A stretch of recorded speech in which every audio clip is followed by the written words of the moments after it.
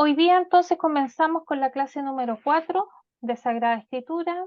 Ya hemos visto, ¿cierto?, los conocimientos elementales, básicos, que debiéramos tener todos nosotros que profesamos la fe católica, no solamente para el conocimiento de la palabra de Dios, sino que también para que nosotros podamos tener base sustentable para poder defender la Sagrada Escritura y también la fe que nosotros profesamos hacia nuestro Dios, que es Padre, Hijo y Espíritu Santo. Estuvimos 2 clases viendo esos puntos muy básicos y elementales. Pasamos la tercera clase, la geografía bíblica, y hoy día lo que nos corresponde sería la arqueología bíblica. Y esta arqueología está dividida en 2 clases. La primera, que sería la del Antiguo Testamento, que vamos a ver hoy día con el favor del Señor, y la próxima clase estaríamos viendo la arqueología del Nuevo Testamento. ¿Qué es la arqueología? Es lo primero que nosotros nos preguntamos. Pues bien, arqueología viene de vocablos griegos, arqueao, que quiere decir viejo o antiguo, y logia, que también es vocablo griego que significa logos y que sí, corresponde a lo que es ciencia o estudio. Por lo tanto, podemos decir que la arqueología es el estudio de lo antiguo, así de la etimología de la palabra. Nosotros acá vamos a ver algunas definiciones de arqueología. La primera dice que es una ciencia que estudia los cambios que se producen en la sociedad por los restos de los materiales que ellos investigan y que los van a distribuir en un espacio determinado en el desarrollo de la sociedad humana. Otra definición nos va a decir que es una ciencia que se encarga del estudio de las sociedades de la antigüedad. Y también esto lo va a determinar en base a los restos de civilizaciones que encuentre, como los objetos, los monumentos, las obras artísticas o los artefactos que puedan encontrar en las excavaciones. La tercera definición es que la arqueología se considera un estudio de las civilizaciones primeras con el fin de reconstruir su historia, la vida de los pueblos que las integraron, las costumbres y las correlaciones subjetivas entre las civilizaciones. Estas, digamos, son como las definiciones oficiales, digamos, que uno puede encontrar cuando busca el significado de arqueología. Pero eso no quiere decir de que no hubiesen otros conceptos o otras definiciones sobre la misma rama. Por ejemplo, los primeros arqueólogos la definieron como el estudio sistemático de los restos de materiales de la vida humana ya desaparecida. Otros enfatizaron aspectos psicológicos y conductistas de estas civilizaciones y la definieron como la reconstrucción de la vida de los pueblos antiguos. Otro concepto con el que nos vamos a encontrar es que en algunos países la arqueología ha estado considerada como disciplina perteneciente a la antropología, que es el estudio del hombre en el desarrollo de la sociedad, centrándose principalmente en el estudio de las culturas humanas. Hoy en día, la arqueología es considerada una ciencia social autónoma, es decir, que tiene vida propia, que no se rige por otra ni depende de otras, ¿bien?, cuyo objetivo principal es el estudio de los cambios en la organización social y analiza, ¿cierto?, el comportamiento humano en el pasado, lo cual nos ayuda a nosotros también a entender las civilizaciones más antiguas y el impacto que ha producido también en el desarrollo de nuestra sociedad. Y todo esto obviamente se logra a través del estudio de los restos de materiales que encuentran en las excavaciones, están en puntos o lugares totalmente definidos y puntuales. Hoy día la arqueología clasifica en tres los objetivos de esta ciencia: un objetivo inicial, un objetivo intermedio y un objetivo final. El objetivo inicial es construir cronologías culturales para ordenar el material del pasado. El objetivo intermedio, su propósito es dar vida a esta cronología mediante la reconstrucción de estilos de vida. Y el objetivo final es determinar los procesos culturales que subyacen en el comportamiento humano pasado y presente. ¿Qué es la arqueología bíblica? ¿Y por qué nosotros tenemos que estudiar o conocer acerca de la arqueología bíblica? Bueno, porque la arqueología bíblica es la parte de la arqueología que se especializa en el estudio de los restos materiales que tienen relación directa o indirecta con los relatos bíblicos. Es decir, que todo lo que se ha encontrado en excavaciones y que son de civilizaciones que justamente nosotros vamos a encontrarnos en las lecturas de la escritura, esto viene, ¿cierto?, a reafirmar que la historia y la cosmogonía, que la cosmogonía es la ciencia que se encarga o trata, digamos, el origen y el desarrollo del universo. Entonces nosotros nos vamos a ir dando cuenta cómo las religiones judeo-cristianas se van a ir desarrollando en Tierra Santa y Medio Oriente, y que eso van a ser los referentes teológicos y religiosos con los cuales nosotros en la lectura de la Sagrada Escritura nos vamos a encontrar. Podemos también decir que la arqueología bíblica es disciplina que se ocupa de la recuperación e investigación científica de los restos materiales de culturas pasadas. ¿Y para qué sirve esto? Porque justamente teniendo estos datos, podemos comprender los periodos y las descripciones que nos encontramos en los relatos bíblicos, entendiendo de que nos vamos a encontrar con un rango en el Antiguo Testamento 2000 años antes de Cristo y 100 años después de Cristo. Y otra razón para que nosotros le demos la importancia a lo que es la arqueología bíblica es que justamente esta arqueología nos permite un conocimiento científico de los pueblos que habitaron Tierra Santa o las tierras bíblicas, nos permite conocer su historia, su cultura, su identidad, sus desplazamientos, lo que hace posible que nosotros nos ubiquemos de manera concreta en los relatos justamente que en ellas se describen y confrontarlos con la historia universal.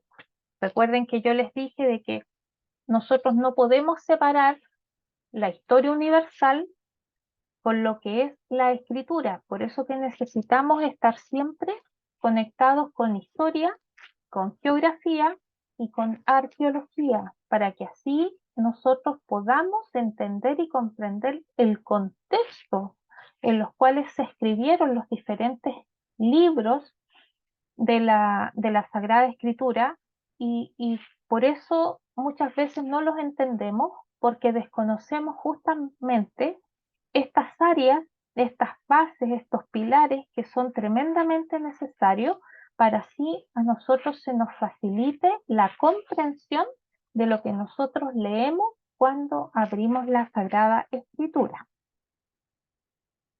Ustedes se preguntarán que para qué nos va a servir la arqueología bíblica. Bueno, la arqueología bíblica nos presta una ayuda fundamental a los estudios exegéticos. Los estudios exegéticos tienen que ver con todo aquello que no tan solo es la narración propia en sí del contenido de la escritura, sino que también aquello que rodea la escritura. Por algo yo les decía que no podemos separar la historia universal, el periodo del desarrollo de la historia universal, con los acontecimientos que se narran en la escritura, porque también esos acontecimientos forman parte del desarrollo universal de la sociedad. También nos ayuda o nos sirve para que nosotros tengamos los conocimientos de datos históricos que están descritos en la Biblia, conocer los gobernantes de aquellas épocas, los personajes, batallas y ciudades. También nos ayuda a describir con detalles concretos aquellos episodios o pasajes que están reflejados en el libro sagrado. Y también nos ayuda a colocar los relatos de la historia del pueblo de Dios en los distintos contextos históricos a los que pertenecen. Nos ayuda a ver la historia bíblica como parte de la historia universal. También la arqueología bíblica nos ayuda a conocer el significado de palabras y expresiones que hasta ahora nos habían permanecido oscuras o mal traducidas. Descubrimientos, por ejemplo, como los rollos del Mar Muerto o los del Qumran, que son los mismos, y de Ebla, ofrecen no solamente información acerca del contexto histórico, político, cultural y religioso de los escritos que se encontraron, sino que también nos entrega otro tipo de documentos escritos que se han convertido en fuentes importantes para el estudio literario y lingüístico de la misma Sagrada Escritura. La arqueología bíblica apoya en un buen número de casos los datos que ofrecen los textos bíblicos y también nos ayuda a colocar a Israel en el mundo cultural y religioso de su época.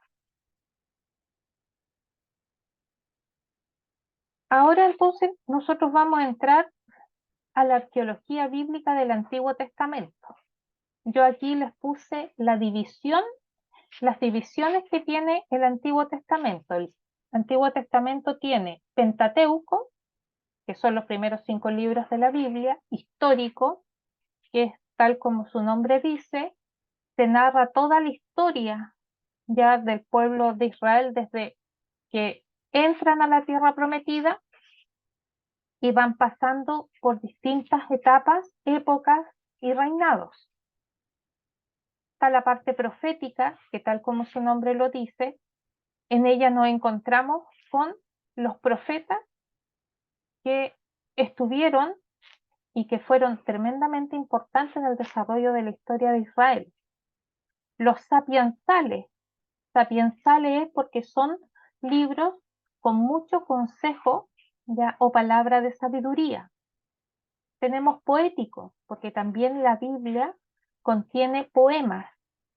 Y los didácticos, que son libros que, tal como el nombre lo dice, tienen mucha enseñanza práctica para nuestra vida diaria en la fe como hijos de Dios. En esta parte yo les voy poniendo tablas en las cuales vamos a encontrar una columna que tiene el hallazgo arqueológico, la columna del medio está la descripción de ese hallazgo y en la tercera columna está la importancia del hallazgo arqueológico. Con lo primero que nosotros nos vamos a encontrar es una lista real sumeria. Esta lista Es una de las primeras menciones históricas de un gran diluvio universal que afectó a la Tierra en la antigüedad.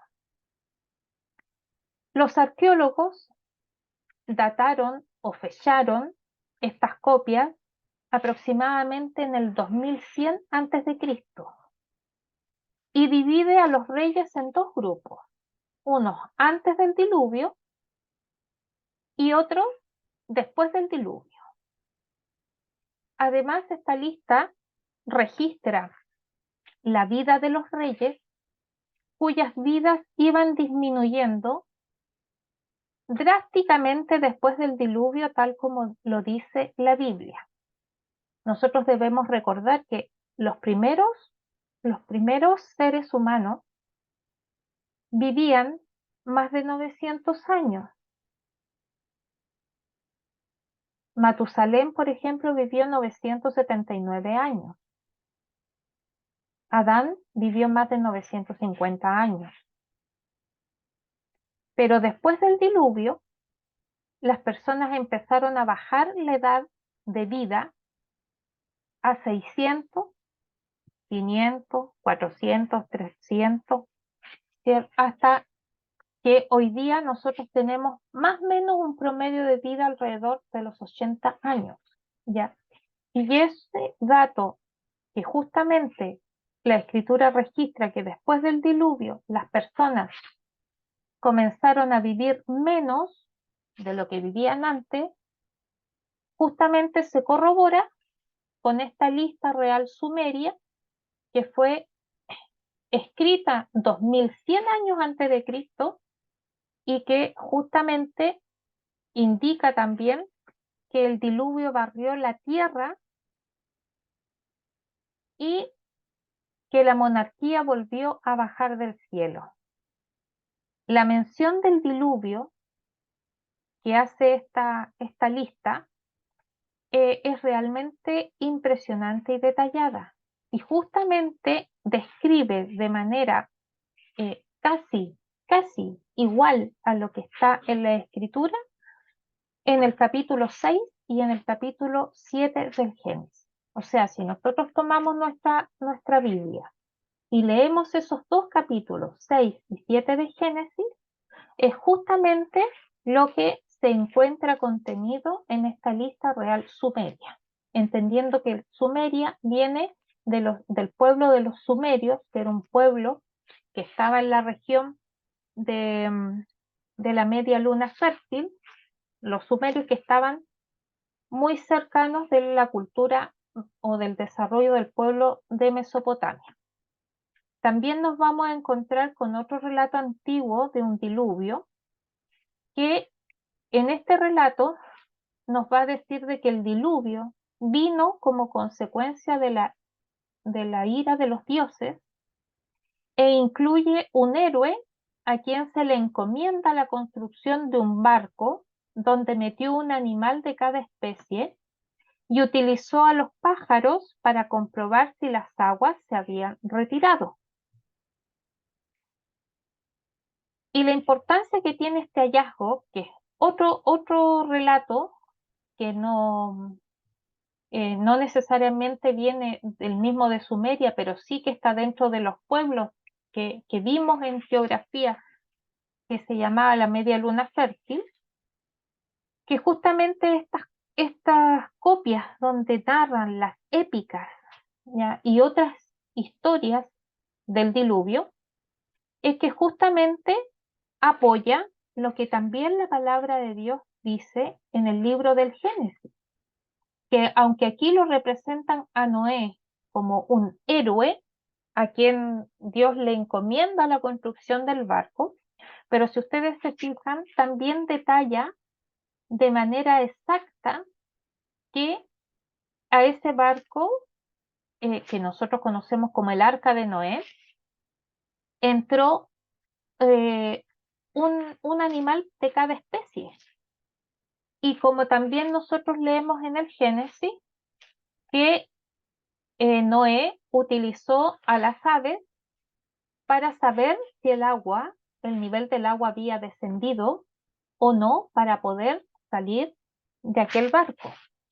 lo que esto también va fundamentando y comprobando la veracidad de la palabra de Dios.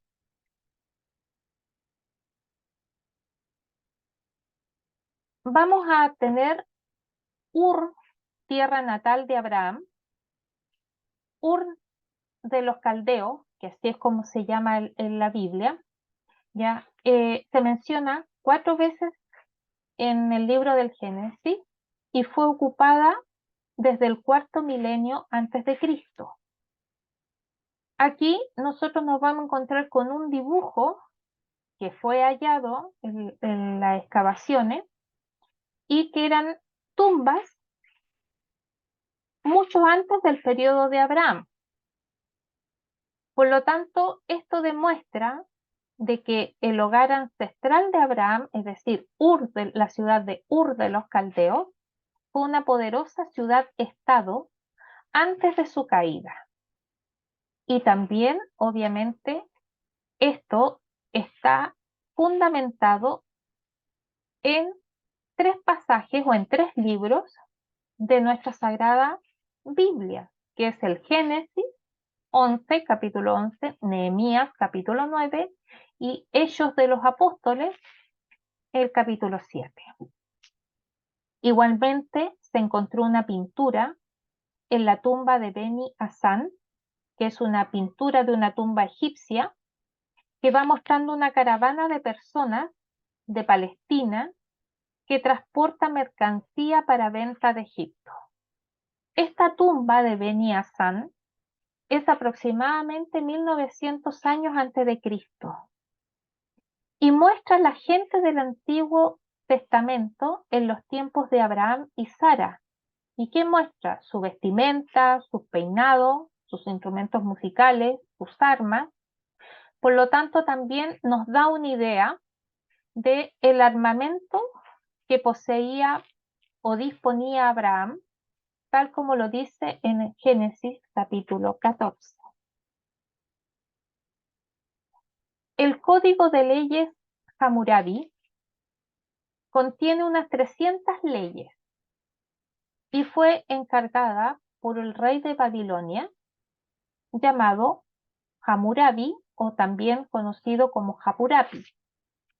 Este Código de Leyes Hammurabi es el primer código de leyes existentes en el mundo, mucho antes que los mandamientos que Dios le dio a Moisés para el pueblo de Israel.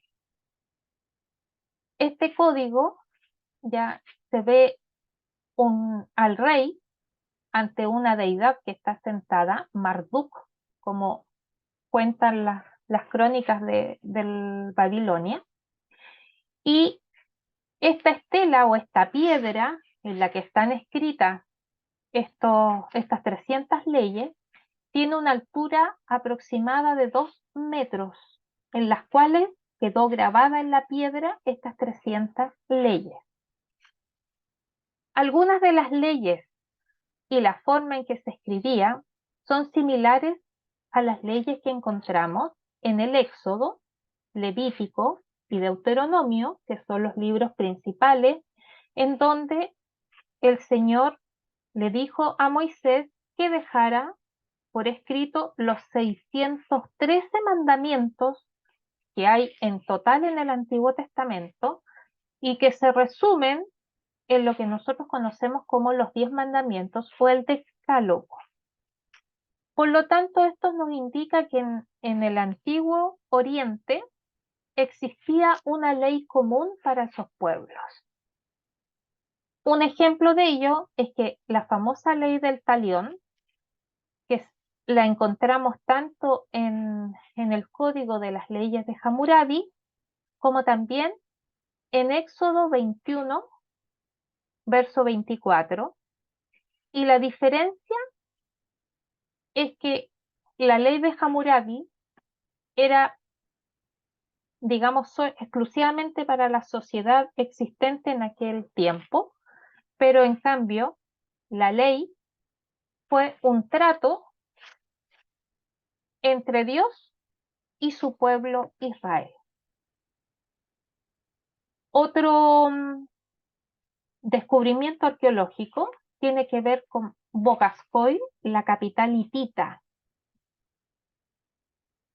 Los hititas, recordemos que fue uno de los pueblos que asoló también eh, a Israel en un tiempo y que estaba dentro de lo que es la tierra prometida, de la cual Dios le había dicho a Moisés que el pueblo de Israel la iba a conquistar y en esas tierras se iba entonces a desarrollar el pueblo de Israel una vez que salieran del desierto donde anduvieron vagando 40 años.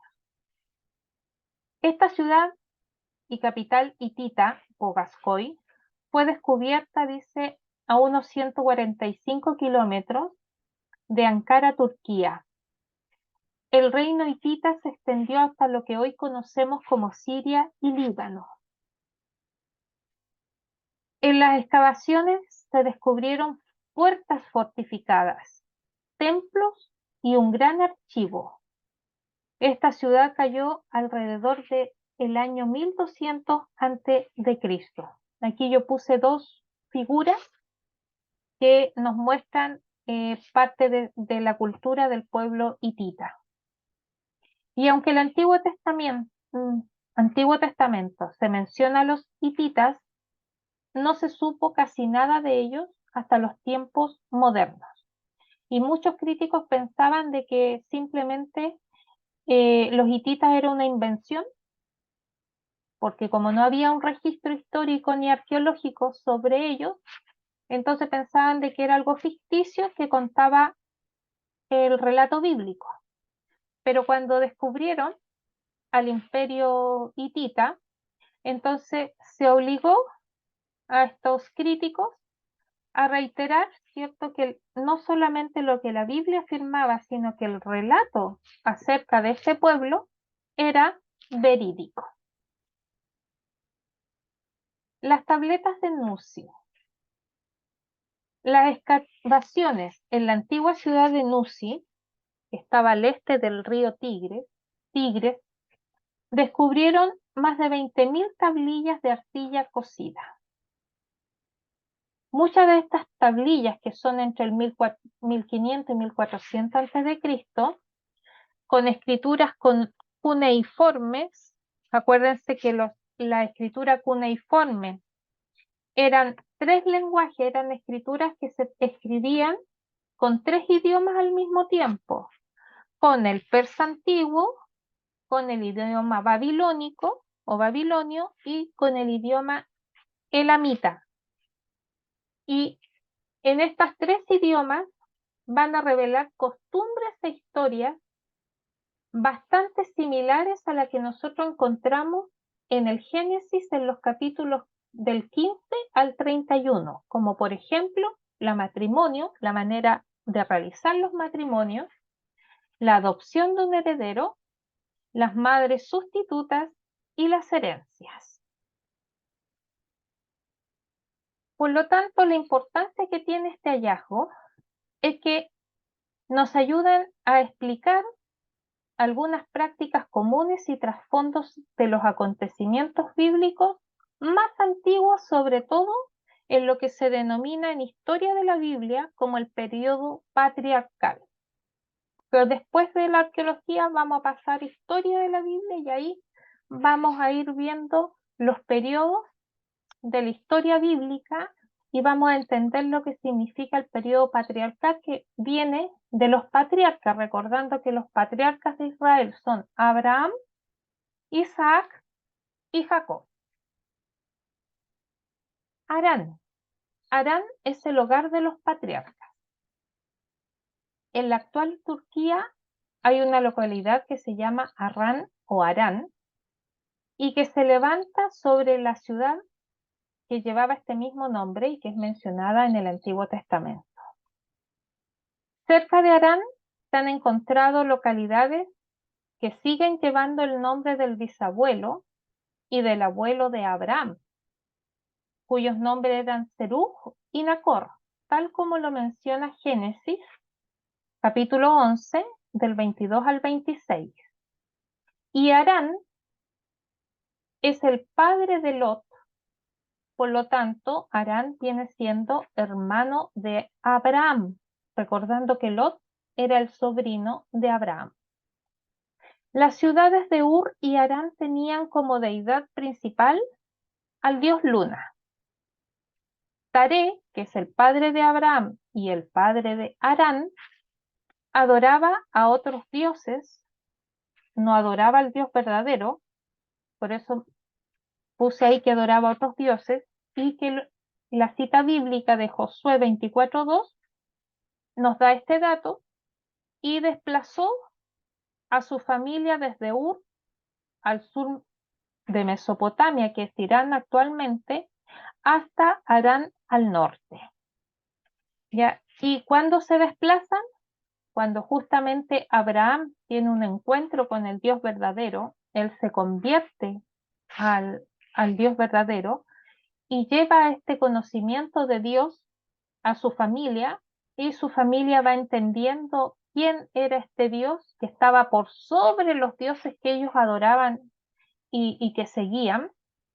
Entonces, ahí es donde el Señor les dice que tienen que salir de aquel lugar en medio del paganismo, porque los va a llevar a una tierra donde van a tener descendientes y cuyos descendientes van a ser entonces los que van a originar este pueblo de Israel.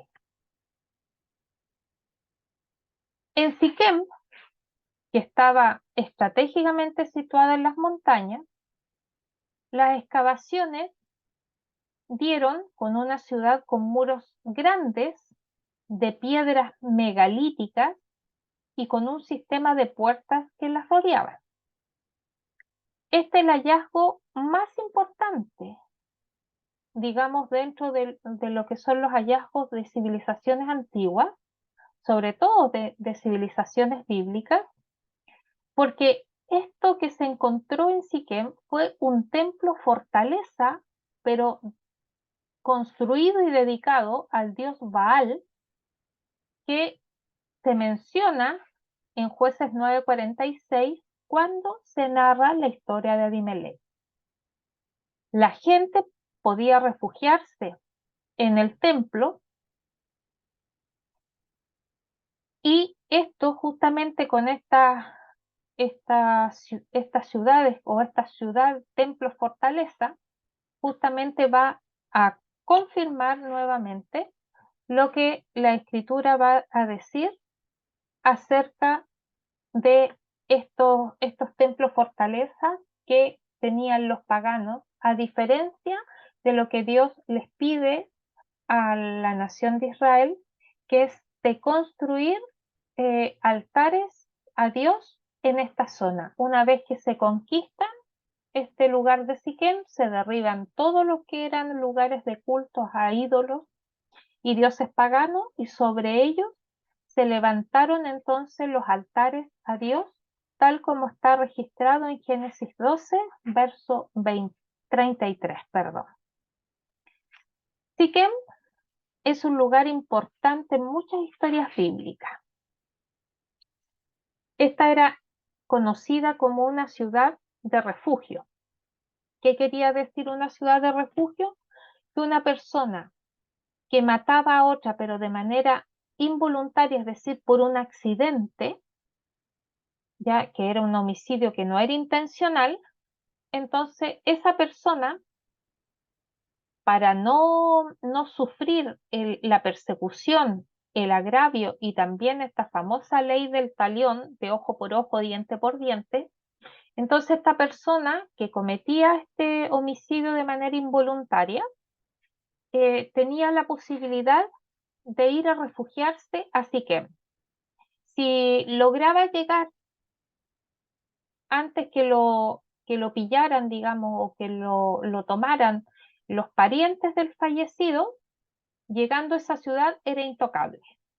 Nadie podía vengarse, digamos, del difunto, sino que él podía allí quedar en plena libertad, y obviamente no podía salir de aquella ciudad, porque si salía, los parientes del fallecido podían tomar venganza.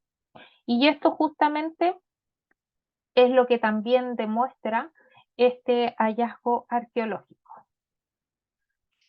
Otro de los descubrimientos que ha hecho la arqueología bíblica tiene que ver con los altares con cuernos. Aquí yo les puse un altar que en sus cuatro columnas, digamos, 4 puntas, tienen cuernos. Estos tipos de altares principalmente eran usados en los altares paganos, que estaban hechos con piedras labradas o piedras cortadas, cosa que era una práctica prohibida por el Señor, porque justamente como Él era el verdadero Dios, quería que el mundo lo conociera y que tenía que ser totalmente diferente a los dioses paganos.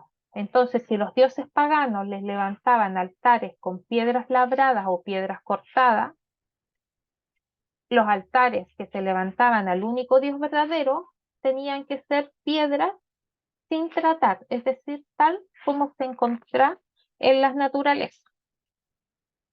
En el Antiguo Testamento, más o menos se mencionan en 20 oportunidades los altares con cuernos que eran usados para el incienso.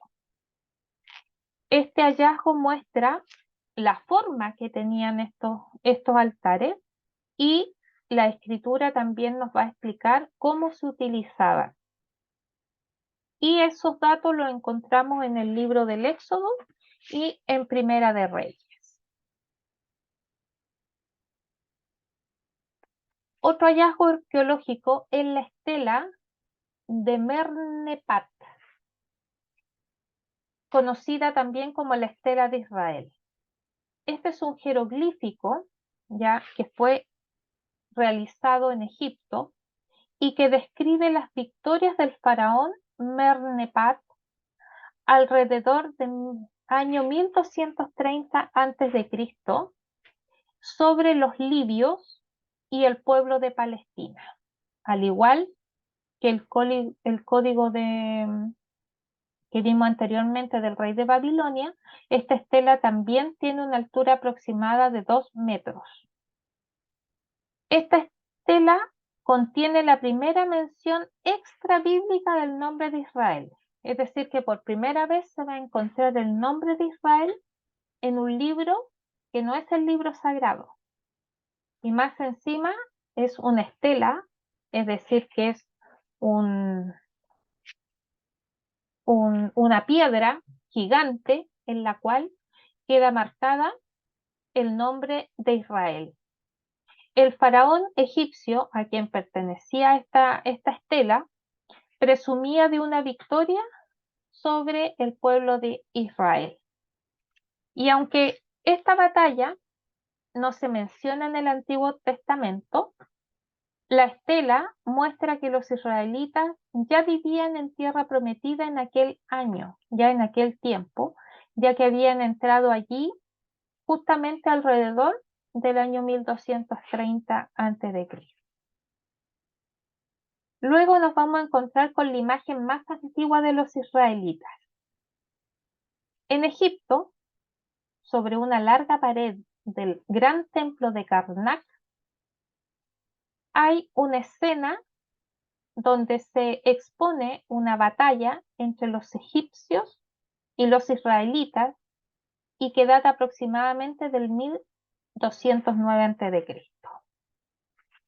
Es un dibujo grabado en que muestra posiblemente a los israelitas en manos de los ejércitos ya de este faraón, el cual también mandó a construir esta estela.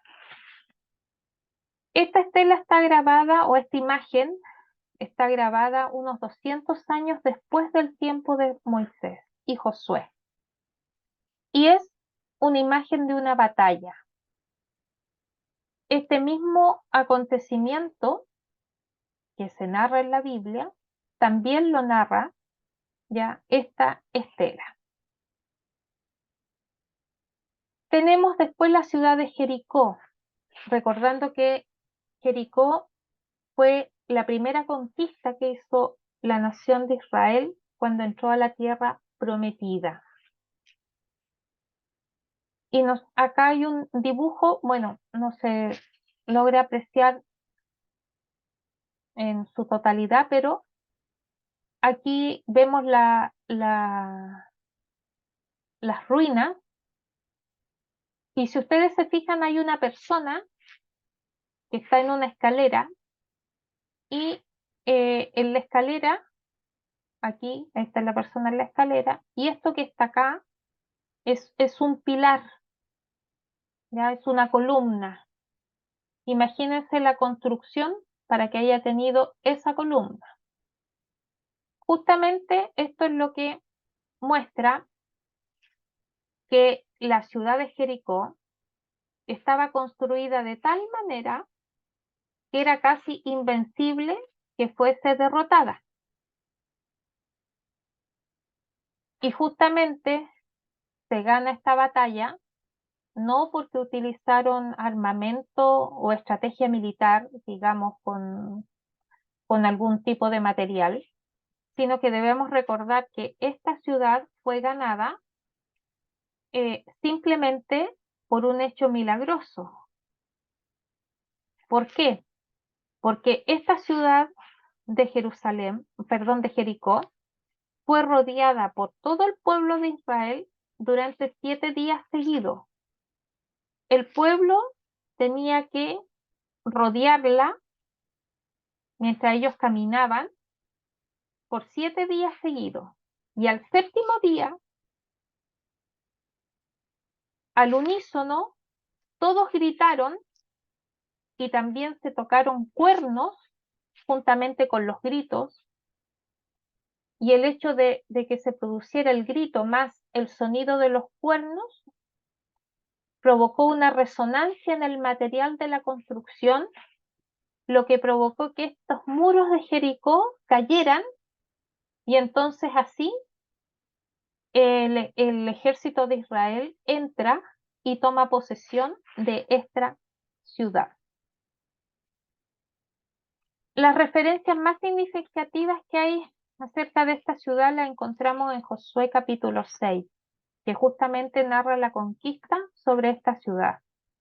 Y la arqueología ha descubierto que esta ciudad custodiaba la entrada prometida desde el este. Otro hallazgo arqueológico tiene que ver con los filisteos, recordando que los filisteos fue el pueblo que más agobió a la nación de Israel. Y aquí hay registros de mapas antiguos donde se conocen a los filisteos, quienes están grabados en la pared de un templo egipcio en Tebas. Este templo de Ramsés III, hay un dibujo de los filisteos que figuran como uno de los distintos pueblos del mar que invadieron Egipto. Los filisteos se mencionan alrededor de más de 200 veces en el Antiguo Testamento. Y el registro de este dibujo que se encuentra en el templo de Tebas, principalmente muestra cuando los filisteos intentan invadir Egipto.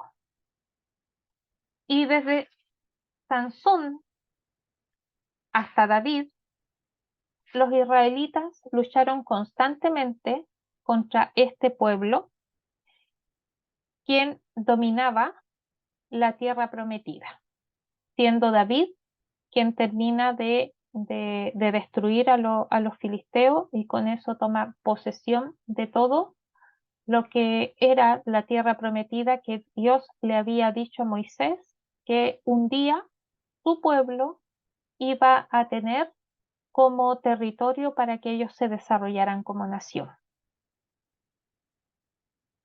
Luego se han encontrado dioses y diosas cananeos, y entre los años 1929 y 1939, los excavadores encontraron cientos de historias sobre dioses y diosas cananeas escritas en tablillas de arcilla, en la antigua ciudad de Ugarit, lo que es hoy día Siria moderna, ¿ya?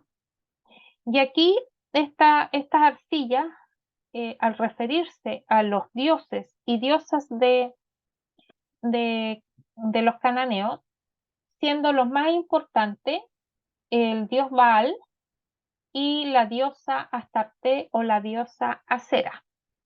Recordarles que este dios Baal, que ustedes lo ven acá, que tiene cabeza de chivo, la particularidad es que tenía sus brazos extendidos ya hacia adelante y en la cintura, debajo de la cintura, ustedes ven que hay ahí como una entrada, como una puerta. Bueno, allí se encendía el fuego, se hacía calentar aquel horno, lo cual, siendo de metal este dios, ustedes comprenderán que estaba al rojo vivo, y uno de los sacrificios que le hacían a este dios era justamente poner a los niños de meses en adelante sobre estas manos, ya que estaban hirviendo, rojas, candentes, por lo que ustedes comprenderán que estos pequeños se quemaban, y tenía un sistema de que al colocar el peso se abría una compuerta y pasaban directamente a ese horno de fuego los niños.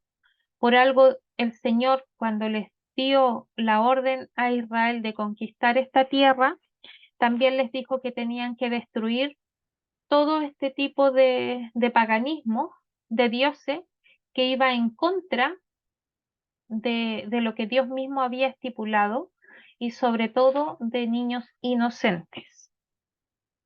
Acá está el dibujo de la diosa Astarte o la diosa Acera. Y justamente estos hallazgos revelan mucho acerca de la religión de los cananeos, y muestran también un gran desafío con el que luchó durante todo el registro que tenemos en el Antiguo Testamento del pueblo de Israel, el de solamente adorar a un Dios y no adorar a otros dioses como lo tenían el pueblo de, de Canaán. Tenemos también a Silo, que es el primer hogar del Arca del Pacto. Aquí se ha encontrado una ciudad israelita del tiempo de Josué, y que evidencia su destrucción mediante el fuego. Según lo que nos relata el Antiguo Testamento, Silo, la ciudad de Silo, fue importante santuario en la tierra prometida.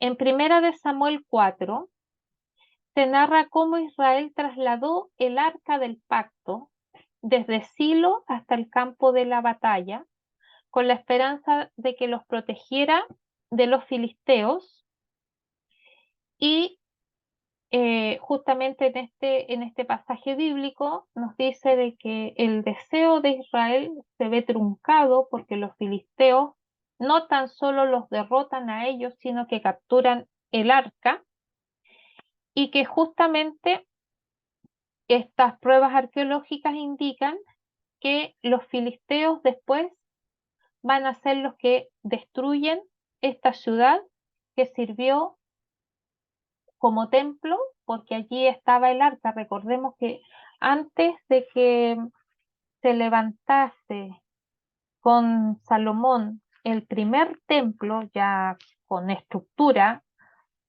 antes solamente existía el tabernáculo, que el tabernáculo era como un templo portátil que se armaba y se desarmaba en la medida que el pueblo de Israel se iba moviendo o desplazando, no tan solo por el desierto, sino que también dentro de tierra prometida.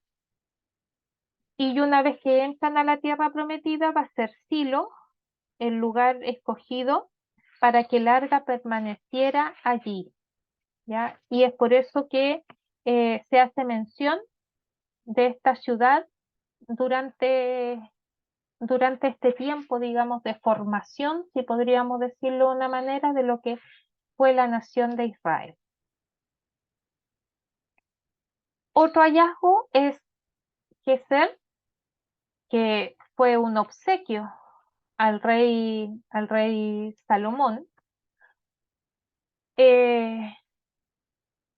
Aquí los arqueólogos han excavado esta antigua ciudad y encontraron cierto registro de la destrucción a manos de los egipcios y un pequeño tramo de los muros defensivos de Salomón y la puerta, digamos, que servía para entrar a esta ciudad. Recuerden que en la antigüedad todas las ciudades estaban rodeadas por muros que los protegían y generalmente mantenían una sola puerta, que por esa puerta ellos tenían guardias, soldados, ya, que velaban por la entrada y por la salida de las personas. Por lo tanto, la gran mayoría de los descubrimientos de las civilizaciones antiguas, todas, digamos, presentan casi todas este mismo principio de construcción y de protección, que son los muros alrededor de cada ciudad. Geser no se convirtió en una ciudad israelita durante la conquista de la tierra prometida. Eh, Esta fue destruida por el faraón de, de Egipto y sabemos que en Primera de Reyes 9:15-17 se nos relata de que esta ciudad fue entregada como obsequio de boda a Salomón cuando Salomón se casa con la hija del rey de Canaán. Y justamente la importancia de este hallazgo tiene que ver con que este obsequio de boda muestra que Egipto ya no estaba dominando eh, lo que, lo que era Palestina y que justamente consideraba a Salomón más fuerte que el imperio mismo de Egipto, que nosotros sabemos por la historia universal que fue un imperio bastante fuerte y que estuvo vigente por mucho tiempo en lo que es esta zona de Medio Oriente. La similitud, dice, con la puerta de Geser, con otras encontradas en otros lugares, indican entonces de que estas otras ciudades también fueron levantadas por Salomón. Megiddo, que nosotros eh, la conocemos también como Armagedón, aquí se nos revelan de una ciudad que era fuerte, próspera, era cananea, y que estaba fortificada. Estaba edificada sobre una colina junto a una planicie, ¿ya? Y aunque Josué derrotó al ejército de este rey cananeo Megiddo, Salomón dice convirtió Megiddo en una ciudad de fortaleza y más tarde el rey Josías de Judá, ya cuando el reino estaba dividido en reino del norte y reino del sur, siendo Judá el reino del sur, murió en una batalla contra los egipcios, en esta planicie junto a Megiddo. Y la única referencia que se vuelve a hacer a esta ciudad la va a hacer el apóstol Juan cuando escribe el libro de Apocalipsis y habla entonces de Armagedón como el lugar donde el ejército de Cristo va a luchar contra las fuerzas de Satanás.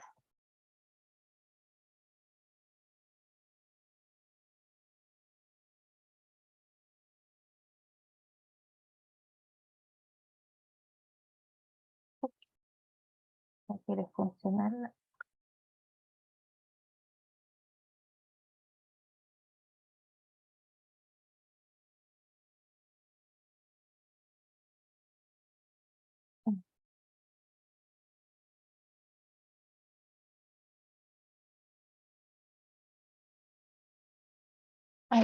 Tenemos Bet-Semes. Bet-Semes también es una ciudad fortificada y en los cuales se han descubierto artículos que eran propios, digamos, de Filisteo e israelitas, y las pruebas de su destrucción la encontramos en el segundo libro de Crónicas, capítulo 12. Aquí vemos los restos arqueológicos de esta ciudad, Bet-Semes. Primero Samuel 6 también nos va a narrar que justamente los filisteos, después que se robaron el arca del pacto, la devuelven, ¿ya? Y la van a dejar en este lugar, en Bet-Semes. Más tarde, el faraón Sisac de Egipto invadió y destruyó varias ciudades ya montañosas y se estipula de que justamente fue faraón quien destruye esta ciudad. También nos vamos a encontrar con la inscripción de la casa de David. Los arqueólogos durante los años 1933 y 1994 van a encontrar una ciudad en Dan donde descubrieron 3 trozos de una piedra grabada, ahí está la grabación de la piedra, ¿ya? Y que hace referencia a David. Esta piedra tiene una escritura en el idioma arameo y que lo que vemos allí significa casa de David y quiere decir específicamente a los descendientes del rey David. Esta piedra data aproximadamente entre 2 a 3 siglos posteriores a David. ¿Ya? Aquí está con la transcripción, ya a lo que significa, pasa del arameo al hebreo y ahí está digamos, la decodificación de aquel lenguaje. Esta inscripción, que es conocida como Tel Dam, es un hallazgo sumamente importante, ya que es la primera referencia al rey David al margen de la Biblia. Aquí está el trozo, ya, donde está tallado, hay varios, está totalmente escrita esta piedra, pero esa parte de allí que ustedes la ven de color blanco es justamente lo que está puesto acá sobre la inscripción de un hallazgo extra bíblico, es decir, fuera de la Biblia, que nos habla acerca del rey David. Luego vamos a tener el calendario de Geser o Geser. Acá está una tablilla de piedra, ya de piedra caliza, que no es más grande que la palma de la mano, pero que tiene la escritura más antigua que se tenga registro. Esta tablilla que fue encontrada en Geser, que era una de las fortalezas del rey Salomón, contiene un ejercicio repetitivo y un corto poema sobre las temporadas de la agricultura que se usaba en la Palestina bíblica. Aquí yo les puse justamente la traducción de esta tablilla, acá, ¿ya? Y la traducción al español, donde nos vamos a encontrar justamente con este calendario agrícola que nos va a decir acerca de la recolección, ya con el tiempo de sembrar, el tiempo de la cosecha, qué se cosecha, qué se siembra, ya lo que hay que segar, segar el lino, segar la cebada, por ejemplo, las vendimias, ya. Todo esto está contenido en este calendario de Geser. Luego nos vamos a encontrar con el relieve de Laquis.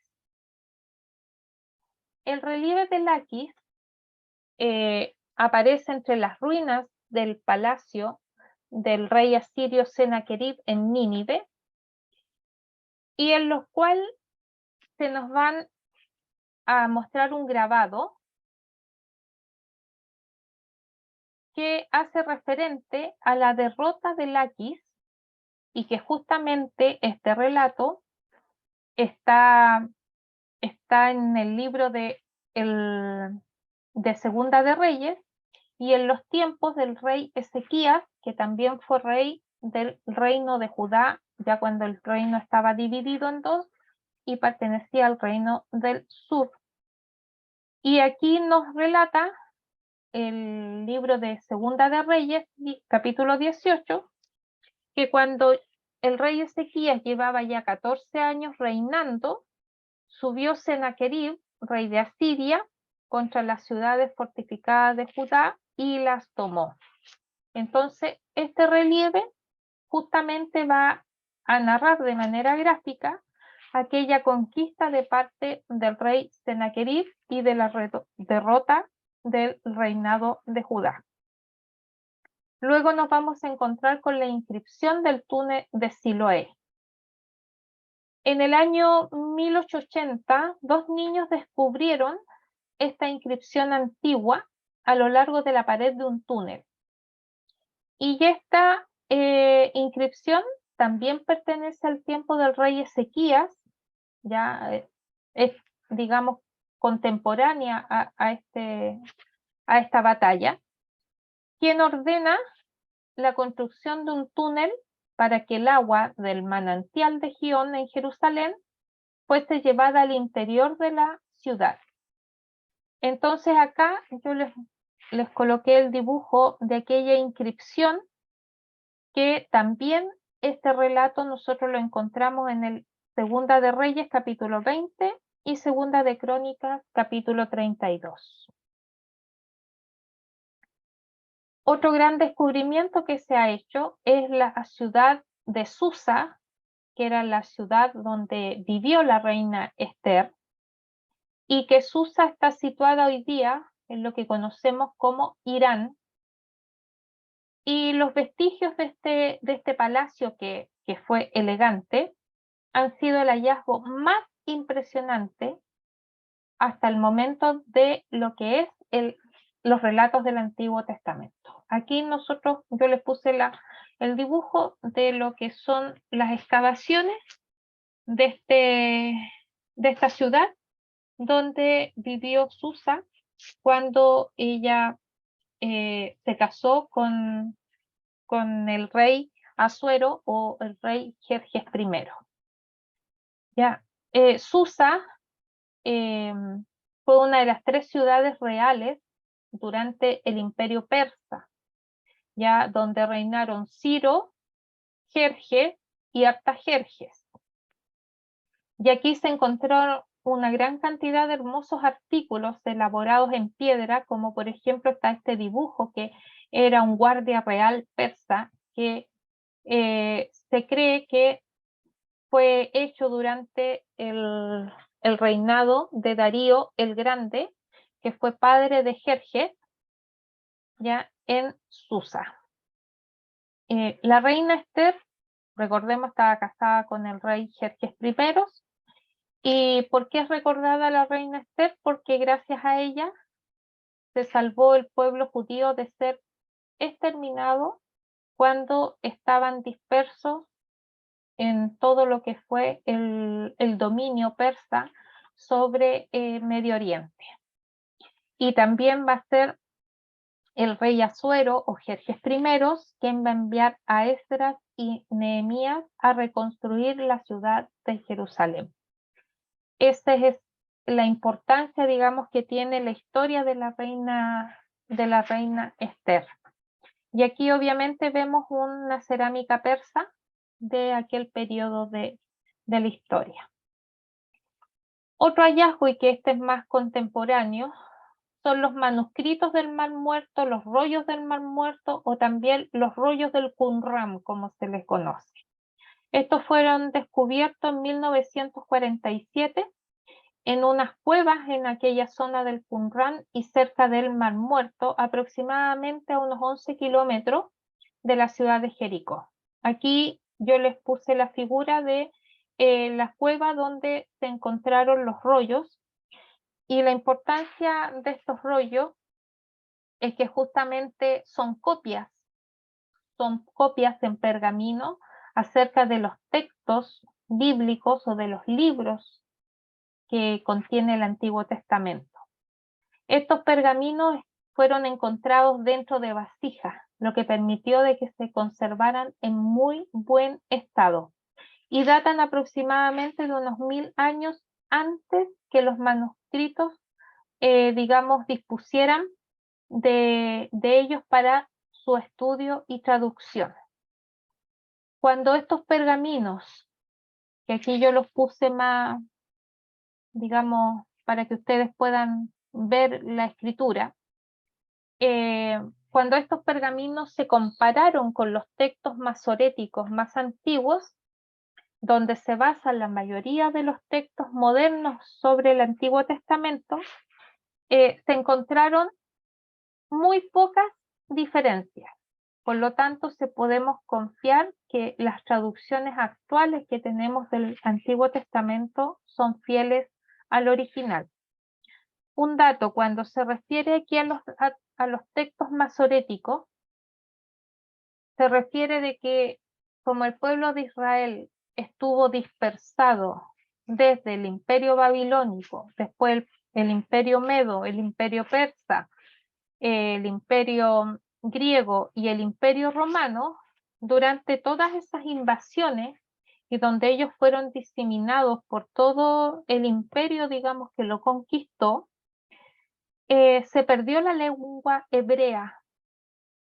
No, el mismo Esdras relata en su libro que lleva su propio nombre, relata de que ya los hijos de aquellos judíos que fueron sacados de su país y repartidos por el imperio, ya no hablaban el idioma hebreo, se habían olvidado.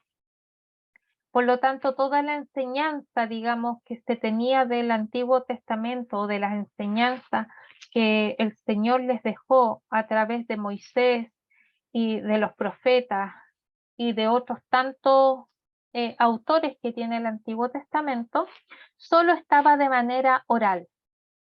Y van a ser los masoretas que durante el siglo V y siglo VI después de Cristo, es decir, 600 y 700 después de Cristo, que ellos van a transcribir toda esa verdad oral, la van a transcribir y la van a pasar por escrito.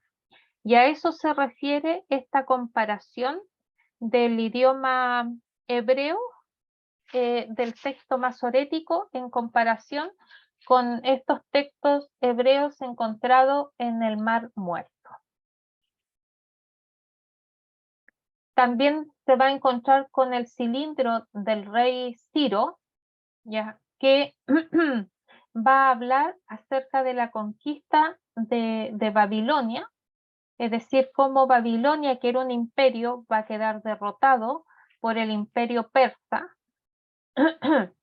Y hoy día Persa o Persia estaría situado en Irán, y aquí hay un edicto o un decreto similar a los que promulgó Nabucodonosor cuando lleva cautivos a los judíos a Babilonia, y después, cierto, Ciro va a dar un decreto también para que fuesen ellos de nuevo a Jerusalén a reconstruir la ciudad. Entonces la importancia de Ciro es justamente que él le otorga la libertad a los judíos a volver a su tierra, porque tenemos que recordar que cada vez que un imperio tomaba un país, sacaba a toda la gente de aquel país y asentaba a sus conciudadanos en aquellos lugares, y a los demás los repartían. Entonces el hecho de que el rey Ciro les permitiera volver a Jerusalén, a las ruinas de Jerusalén, y reconstruirla, es una gracia de parte de Dios bastante grande, y ellos así lo entienden, por eso que emprenden esta hazaña de reconstrucción de la ciudad de Jerusalén. Cuando el primer remanente, el primer grupo llega a Jerusalén a reconstruir es con Esdras, y después va a llegar en apoyo Nehemías, y ahí terminan de reconstruir la ciudad santa o Jerusalén. Babilonia, bueno, Babilonia es una de las ciudades más antiguas y capital del reino babilónico, que hoy día estaría ubicada en Irak, ¿ya? Y esta fotografía es una reconstrucción que hizo el gobierno de Irak sobre lo que se conocen como los sigurat, ¿ya? Que son ruinas del palacio de lo que fuera el rey Nabucodonosor, que es el primer rey babilónico que conquista Israel. Este rey Nabucodonosor destruye Jerusalén en el año 586, 587 a.C. y envió a los judíos al exilio. El rey Nabucodonosor tuvo un hijo, Balsasar, que es descrito en el libro de Daniel.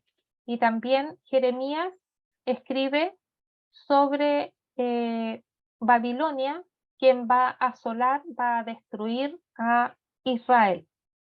Y justamente estas ruinas están mencionadas en Isaías capítulo 13.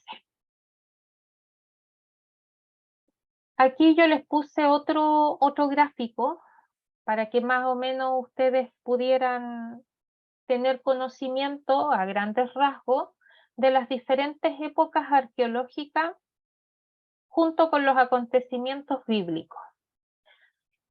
En la época arqueológica denominada Paleolítico, es el desarrollo, digamos, de la historia de la humanidad antes del 10.000 a.C.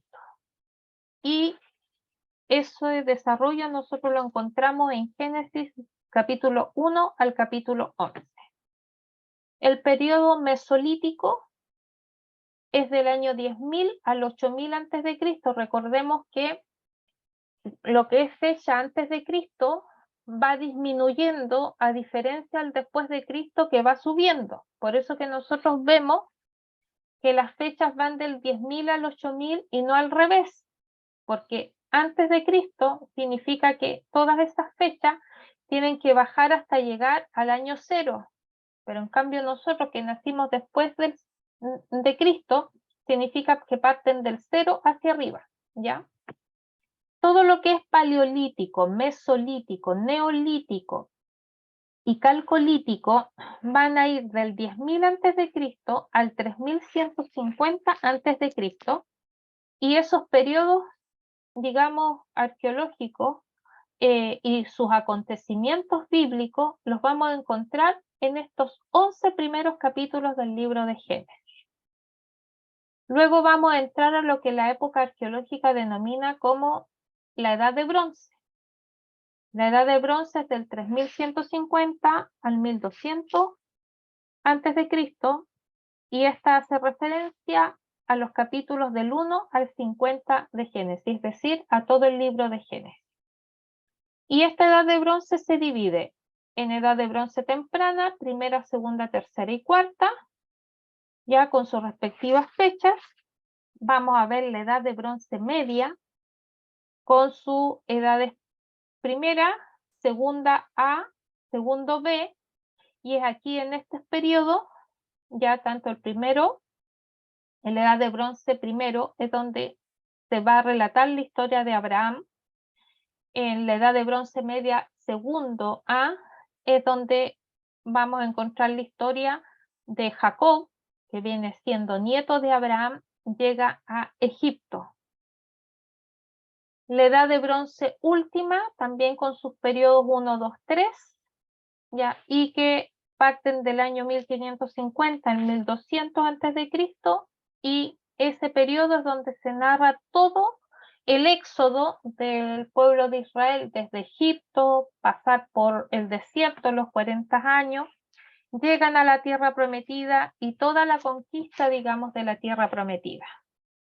Entrando a la edad de hierro, que vendría siendo ya el periodo israelita, es decir, donde ya la nación de Israel no solamente se va a desarrollar como nación, sino que se va a consolidar en medio de los pueblos que habían en Medio Oriente. Esta edad de hierro tiene una edad de hierro temprana, 1 y 2, edad de hierro media, 2, con sus respectivas divisiones. Va a partir del 1200 al 587 a.C., donde nos vamos a encontrar con el rey David, que es coronado como rey, y luego en la edad de hierro media vamos a ver la división de Israel, cuando el reino del norte se va a seguir llamando Israel, pero el reino del sur, que va a estar conformada por 2 tribus nomás, se va a llamar Judá, y que estos reinos de Israel y Judá van a ser conquistadas en el año 587. El periodo persa es donde se va a hablar acerca del cautiverio en Babilonia. Va a pasar después el periodo helenístico, es decir, el periodo de los griegos, 1 y 2, el periodo romano, que va a estar 1, 2 y 3 con Herodiano, medio y último, y que aquí nosotros en el periodo romano vamos a tener el nacimiento de nuestro Señor, y es donde se va a dar desarrollo a lo que hoy día nosotros conocemos a la Iglesia, y el periodo bizantino es lo que nosotros conocemos como el periodo de la Iglesia primitiva, desde el Imperio Romano, digamos, en adelante. Y con esto, entonces nosotros estaríamos terminando esta clase